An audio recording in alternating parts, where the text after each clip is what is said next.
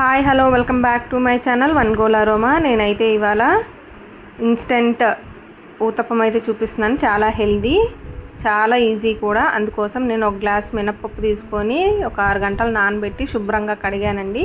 కడిగి కొంచెం పొట్టుతోనే నేను గ్రైండ్ చేసుకున్నాను. మీరు చూస్తున్నారు కదా అక్కడ బ్లాక్గా, అది పొట్టుతోనే తీసుకున్నాను. పొట్టు మినపప్పే యూజ్ చేశాను. ఇలా బాగా గ్రైండ్ చేసుకొని అందులో ఒక గ్లాస్కి అర గ్లాసు ఇడ్లీ రవ్వ వేసుకొని ఒక హాఫ్ అన్ అవర్ నానబెట్టండి. ఇట్లా దోశ మందంగా వేయండి. ఈ ఊతప్పము దోశ కాదు, ఇది ఊతప్పం. ఈ ఊతప్పానికి మందంగా వేసుకొని ఒక మూత పెట్టేసి ఒక 5 మినిట్స్ ఉడకనివ్వాలండి. అలా ఉడకనిచ్చటం వల్ల లోపల నుండి బాగా కుక్ అయ్యి మనకు పైన క్రిస్పీగా లోపల స్పాంజీ టైప్గా మెత్తగా చాలా బాగుంటుంది ఈ దోశ.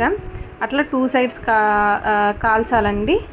ఇక్కడ నేను ఒకటి చెప్పడం ఒక చిన్న విషయం అండి ఏంటంటే, మనం ఈ మినపప్పు గ్రైండ్ చేసేటప్పుడు మనం గారెలకి కొంచెం పలుకుగా పడతాం కదా, కొంచెం ఆ మినపప్పు తగులుతూ అట్లా పట్టి చూడండి, చాలా బాగుంటుంది. ఆ మినపప్పు అక్కడక్కడ మనం నములుతున్నప్పుడు తగిలి మన పంటి కింద తగిలి ఆ టేస్ట్ సూపర్ ఉంటుంది. అట్లా 2 సైడ్స్ కాల్చుకోండి.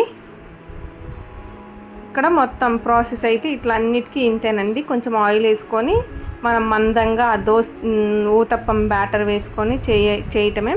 ఇక నేను చట్నీ రెసిపీ కూడా చెప్పేస్తానండి, చూపించలేకపోయాను.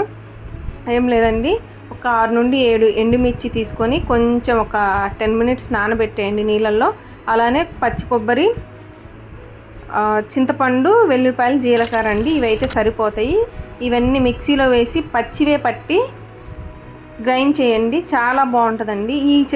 ఈ చట్నీతో ఈ ఊతప్పానికి చాలా టేస్ట్ ఉంటుంది.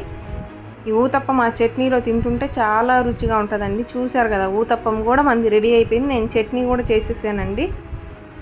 చట్నీ చూపించలేకపోయాను. మీరు నేను చెప్పిన పద్ధతిలో చేసుకోండి. ఒక 6 నుండి 7 ఎండుమిర్చి, కొంచెం కొబ్బరి అండి, పచ్చి కొబ్బరి వేయండి, ఎండు కొబ్బరి కాదు, పచ్చి కొబ్బరి వేసి అందులో కొంచెం చింతపండు టేస్ట్కి తగినట్టు ఉప్పు, జీలకర్ర, వెల్లుల్లిపాయలు ఇవి గ్రైండ్ చేయండి. ఇదిగో నేను ఇక్కడ చూపిస్తున్నట్టు ఇట్లా గ్రైండ్ చేసుకొని తింటే అవి పచ్చిగా ఉన్న ఫ్లేవర్ చాలా బాగుంటుందండి. ఏంచిన దానికంటే అదొక టేస్ట్, ఈ పచ్చిగా తిన్నవి కూడా చాలా టేస్ట్ ఉంటుంది.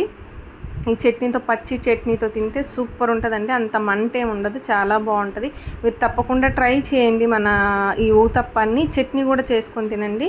ఎవరైనా కొత్తగా చూస్తుంటే మన ఛానల్ని లైక్ చేయండి, షేర్ చేయండి, సబ్స్క్రైబ్ చేయండి. Thank you all.